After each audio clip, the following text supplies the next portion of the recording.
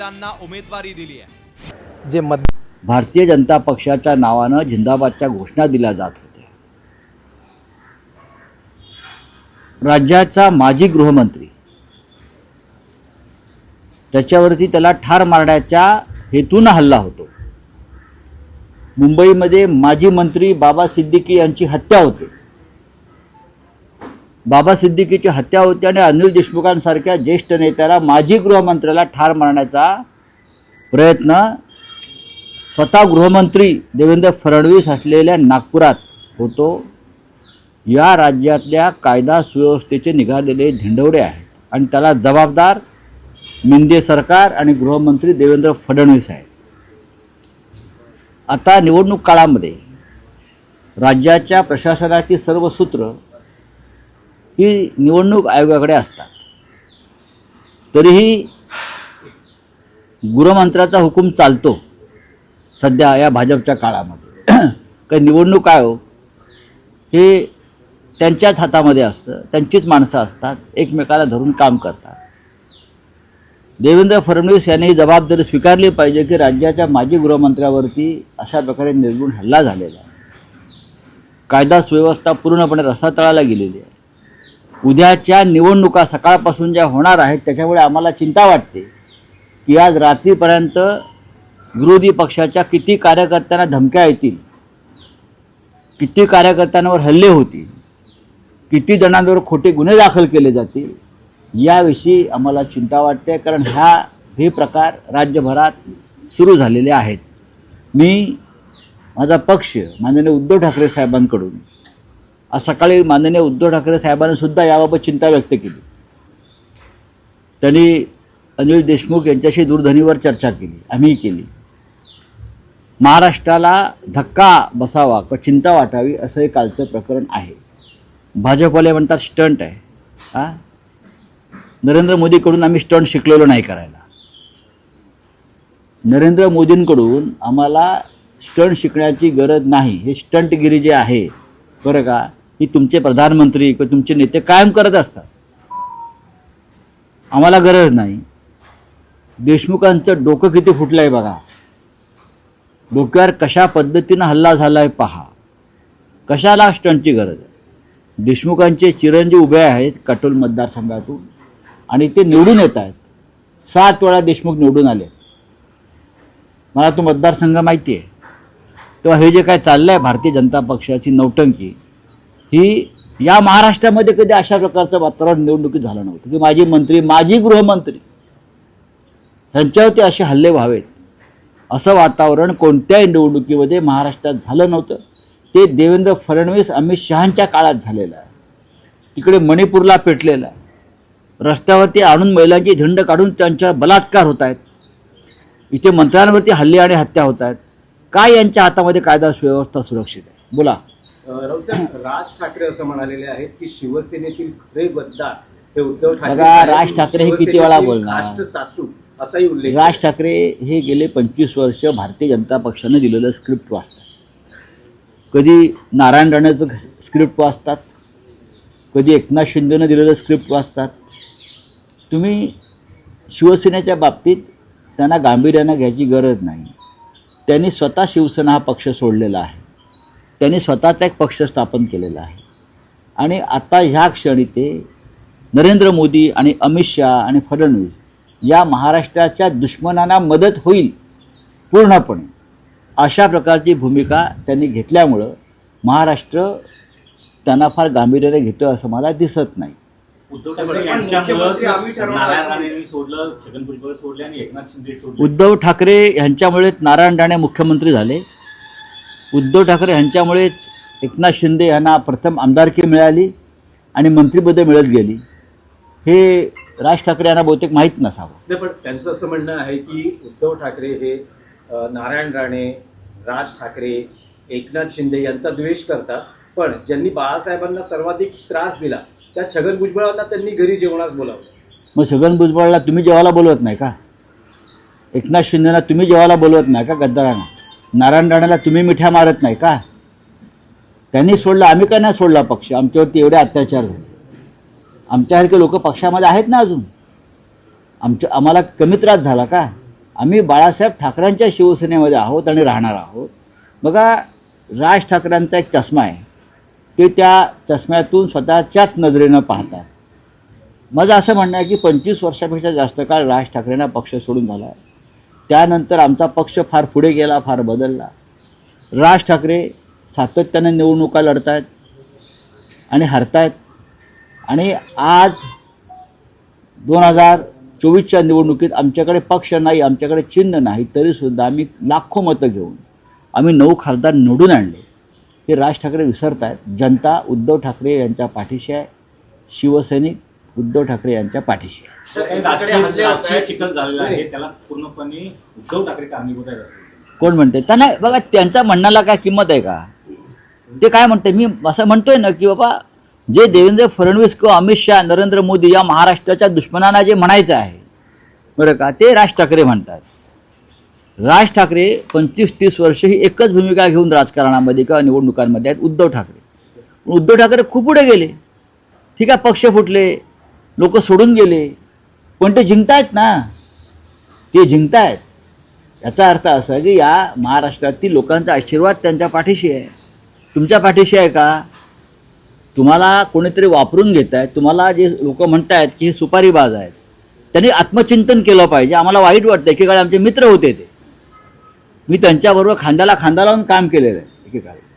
त्याच्यामुळे मला वाईट वाटतं की त्यांच्याविषयी जेव्हा असं विधान केलं जातं तेव्हा मी अस्वस्थ होतो. राऊत साहेब, वोट जिहाद आणि धर्मयुद्ध यावरून सध्या वाद सुरू आहे. देवेंद्र फडणवीस यांनी उद्धव ठाकरेंना खुलं आव्हान दिलं आहे की धर्मयुद्ध या शब्दावर तुम्ही आक्षेप घेऊन दाखवाच. धर्मयुद्ध या शब्दावरती आम्ही कधीच आक्षेप घेतला नाही. पण आमचा धर्म जो आहे हा महाराष्ट्र धर्म आहे. आणि या महाराष्ट्र धर्माचे शत्रू कोण आहेत? तर गुजरातचे नरेंद्र मोदी, गुजरातचे अमित शहा आणि त्यांची बूटचाटेगिरी करणारे एकनाथ शिंदे आणि स्वतः देवेंद्र फडणवीस. हा महाराष्ट्र भिकेला लावण्याचं काम, मराठी माणसाला भिकेला लावण्याचं काम कोणी केलं असेल तर या महाराष्ट्राच्या शत्रूने केलं आहे. म्हणून आमचा महाराष्ट्र धर्म घेऊन हे आम्ही धर्मयुद्ध पुकारलेलं आहे. मिस्टर फडणवीस, आधी तुम्ही जय महाराष्ट्र म्हणा नीट मनापासून. हां, वेगळा विदर्भ झाल्याशिवाय लग्न करणार नाही, ही आपली भूमिका होती आणि आजही आपल्या मनामध्ये तेच पाप आहे. सर, हिंदी में जाना चाहेंगे। अनिल देशमुख पर हमला हुआ, इसके पहले भी लगातार जो है हमले हुए, बाबा सिद्दीकी पर हमला हुआ। बात ऐसी है, महाराष्ट्र की कानून व्यवस्था, लॉ एंड ऑर्डर पूरी तरह से ख़त्म हो गई. इस राज्य में चुनाव में इस प्रकार की भयंकर हिंसा कभी नहीं हुई थी. देवेंद्र फडणवीस विद्यमान गृहमंत्री है. उनके शहर में महाराष्ट्र के पूर्व गृहमंत्री अनिल देशमुख के ऊपर उनको मारने की साजिश, उनकी हत्या करने की साजिश और उनको जिस तरह से हमला किया, आपने देखा उसका वीडियो, पूरा सर टूट गया, फूट गया. कौन जिम्मेदार है? चुनाव आयोग के हाथ में पूरे सूत्र रहते हैं ना, तो सबसे पहले चुनाव आयोग जिम्मेदार है जो महाराष्ट्र की हालत ख़राब हो गई है.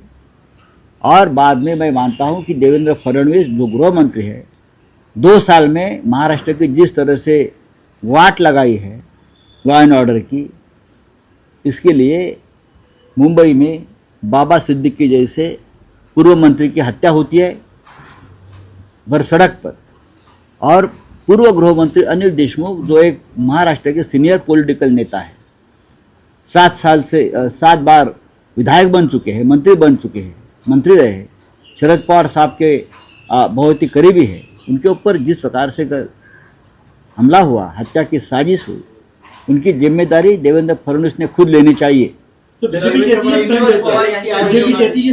बीजेपी कहती है ये स्टंट है. महाराष्ट्र को नरेंद्र मोदी जी से ये स्टंट की शिक्षा लेने की ज़रूरत नहीं है. ये स्टंटबाजी बीजेपी में होती है, और ये स्टंटबाजी के जो रजनीकांत है वो अपने प्रधानमंत्री नरेंद्र मोदी जी है, वो रजनीकांत है. जैसे रजनीकांत स्टंट करते हैं ना, वैसे वो राजनीति में बहुत स्टंट करते हैं. वो बीजेपी के रजनीकांत है. धर्मयुद्ध की बात है, ये सही है. यहाँ एक महाराष्ट्र धर्म की बात हम हमेशा करते हैं. छत्रपति शिवाजी महाराज के ज़माने से यहाँ महाराष्ट्र धर्म चलता आया है, महाराष्ट्र धर्म. और इस हिसाब से हमने धर्म युद्ध की ललकार दी है। नरेंद्र मोदी जी, अमित शाह जी, देवेंद्र फडणवीस, एकनाथ शिंदे ने महाराष्ट्र को लूटने का जो एक बीड़ा उठाया है, उसके खिलाफ हमारा धर्मयुद्ध जरूर चल रहा है। नाशिकमध्ये सर, नाशिकमध्ये शिंदे गटाच्या हाँ, बोलिए। पदाधिकारी राज ठाकरे ने कल कहा है कि असली गद्दार जो है उद्धव ठाकरे। बात ऐसी है, राज ठाकरे को शिवसेना छोड़े हुए एक जमाना लौट गया। वो शिवसेना को भूलना चाहिए, अपनी पार्टी की बात करें। अपनी पार्टी कहाँ है देखिए, कभी बीजेपी का स्क्रिप्ट पढ़ लेते हैं, कभी एकनाथ शिंदे का स्क्रिप्ट पढ़ लेते हैं, कभी नारायण राणे का स्क्रिप्ट पढ़ लेते हैं। अपना स्क्रिप्ट खुद लिखो और पढ़ो, नहीं तो कार्टून निकालो अपना ही, अपने पार्टी का। उनके चित्रकार है बहुत बड़े। एक जमाने में राज ठाकरे जी हमारे मित्र हुआ करते थे, लेकिन मुझे लगता है कि भारतीय जनता पार्टी ने उनके दिमाग पर पूरा कब्जा ले लिया है। मुफ्ती सलमान और महाविकास आघाडी पे ना आपलं काय म्हटलं? श्रीनिवास पवार यांच्या शोरूम मध्ये सुद्धा पोलीस पोहोचले होते. एकीकडे मंत्र्यांवरती नाही, आमच्यावरती हल्ले होत आहेत, आमच्या घरादारापर्यंत पोलीस पोहोचत आहेत, झडत्या घेत आहेत, आमच्या हेलिकॉप्टरच्या झडत्या घेत आहेत, आमच्या गाड्यांच्या झडत्या घेत आहेत। हां, आणि मग आम्ही बोंबललो की मग स्टंट केले जातात। अमित शहाचा हेलिकॉप्टर चेक, हा स्टंट असतो, ते स्टंट करतात ना। देवेंद्र फडणवीसची बॅग तपासतात, एकनाथ शिंदेची बॅग स्वतःच काढून देतात तपासायला। असं यांच्या हेलिकॉप्टरमधनं पैसे जातात का? पैसे पोचले 20-20, 25-25 कोटी रुपये पोलीस बंदोबस्तात, कंटेनरमधून, ॲम्ब्युलन्समधून। हे स्टंट बंद करा म्हणावं। या राज्याची मराठी जनता काय मूर्ख आहे का? नाशिकमध्ये शिंदे गटाच्या पदाधिकारी कोट्यवधी रुपये सापडल्याचं समोर आलेलं आहे। बघा, एका पंचतारांकित हॉटेलमध्ये पैसे सापडले। हे पैसे जे आहेत हे जप्त करण्यासाठी ठेवलेले असतात। हे जे पैसे आहेत हे जप्त करण्यासाठी एक रक्कम बाजूला काढलेली असते, हे एवढे तुम्ही जप्त करायचे।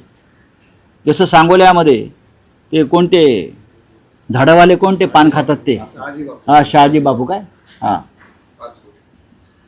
22 कोटी पकडले असं म्हणतात आणि 5 कोटी जप्त केले। आता हे सुद्धा कुठे कुठे जप्त करतात, 2 कोटी पकडलेले असतात, 20 कोटी गेलेले असतात। म्हणजे आम्ही कारवाई करतोय, हा स्टंट आहे हा त्यांचा। आम्ही ह्यांच्यावरही कारवाई करतो। अरे 200-500 कोटी आधीच गेलेले असतात, आम्हाला माहीत नाही का? आमच्या कसल्या बॅगा तपासताय? माझी काल बॅग तपासली, 17 रुपये मिळाले। माझ्या बॅगेमध्ये 17 रुपये मिळाले एका याच्यामध्ये सांगोल्यात। त्याच्या आधी बॅग ती एका ठिकाणी तपासली तेव्हा 218 रुपये होते माझ्या बॅग। काय करायचे आहेत पैसे आम्हाला?